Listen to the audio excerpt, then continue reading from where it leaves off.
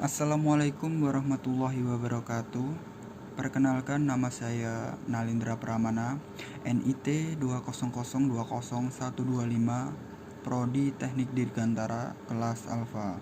Di sini saya akan menjelaskan tentang cara kerja turbin gas propulsi mesin pesawat terbang. Nah, di dunia penerbangan berkembang dengan cepat seiring dengan perkembangan mesin pendorong propulsinya. Pada awalnya, pesawat terbang hanya digerakkan dengan mesin piston yang memutar propeller.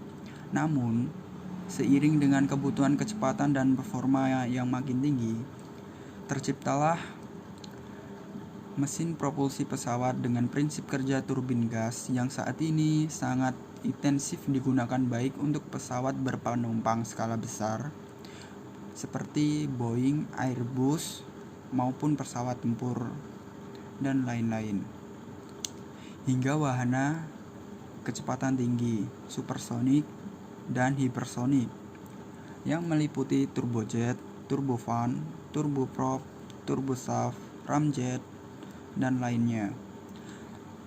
Nah, lalu bagaimanakah mesin-mesin ini bekerja? Untuk memahaminya, pertama kita pelajari dulu cara kerja dari turbojet. Turbojet ini memiliki komponen utama inlet, kompresor, kombustor, turbin, dan nozzle. Cara kerjanya adalah: pertama, udara dari depan pesawat masuk ke turbojet melewati inlet.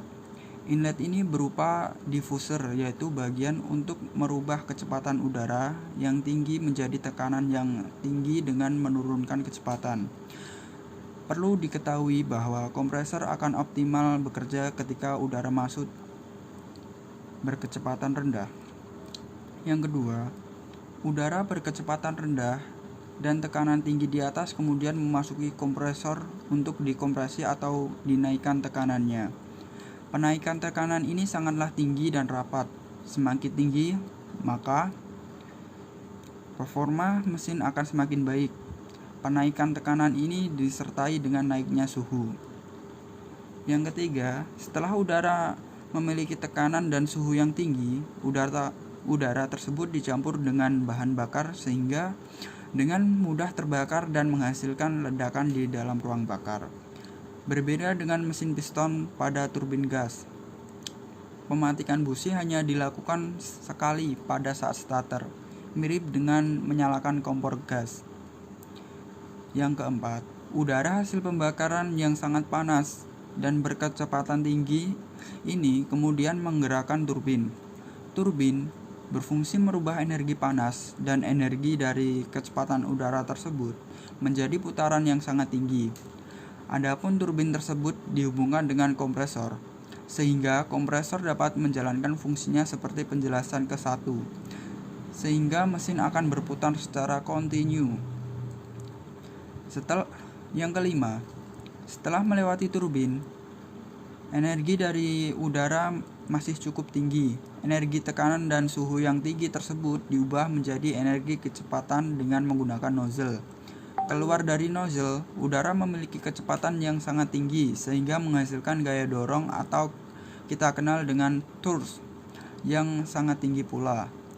Gaya dorong inilah yang dimanfaatkan untuk mendorong pesawat.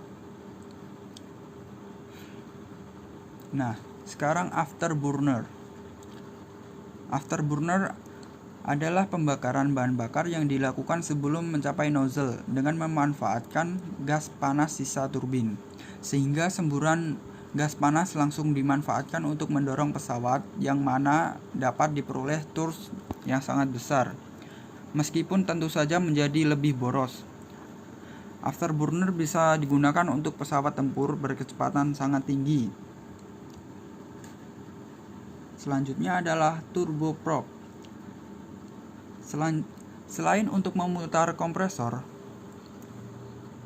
pada mesin turboprop, putaran turbin dimanfaatkan untuk memutar propeller sehingga diperoleh efisiensi mesin yang lebih tinggi pada kecepatan sedang. Turbin jenis ini biasa digunakan pada pesawat-pesawat berkecepatan dan kapasitas penumpang sedang. Selanjutnya adalah turboshaft. Identik dengan turboprop. Turboshaft memanfaatkan putaran turbin untuk memutar poros shaft guna keperluan lain, seperti misalkan komponen-komponen penggerak, pembangkit listrik, dan lain-lain. Selanjutnya ada turbofan. Mesin ini juga identik dengan turboprop.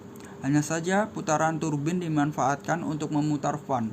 Berbeda dengan propeller, fan berada di dalam saluran mesin dan menghasilkan kompresi juga untuk kompresor, sehingga dikenal dengan istilah bypass ratio, yaitu rasio udara yang melalui mesin inti atau turbin dengan udara yang tidak melalui turbin.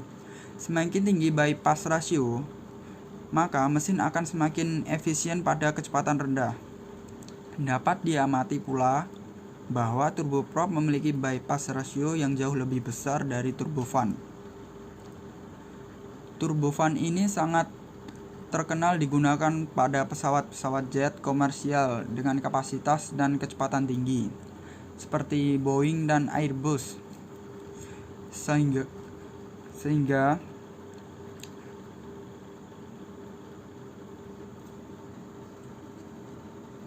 efisien pada kecepatan tinggi dan jarak relatif jauh.